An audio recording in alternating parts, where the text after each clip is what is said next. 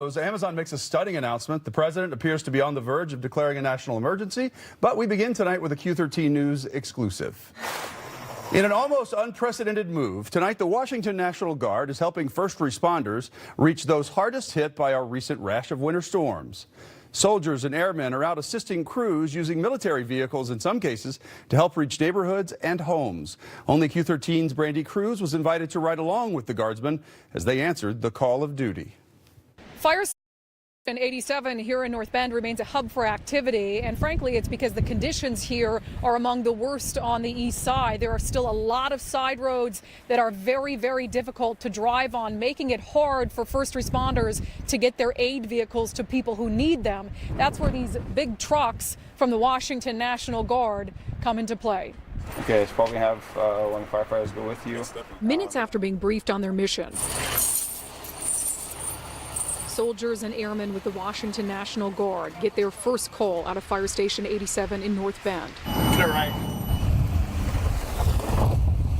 Following the lead of Eastside Fire and Rescue, they respond to a 911 call on Wilderness Rim, an area still trying to dig itself out of this week's storm.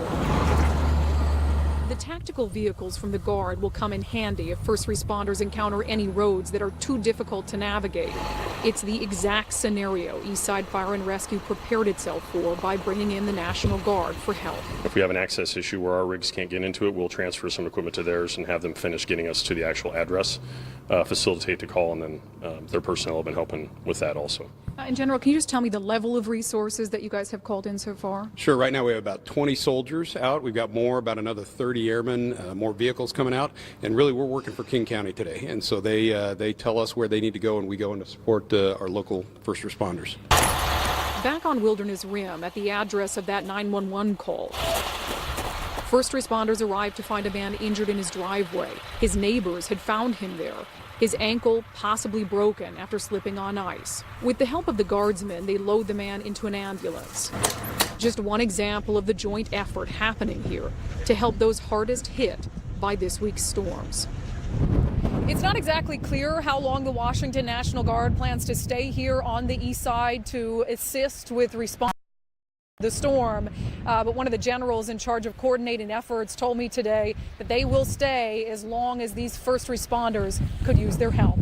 In North Bend, Brandy Cruz, Q13 News. Well, it's a good thing they were there today for that man that broke his ankle. King County does have a number you can call if you are having non-emergency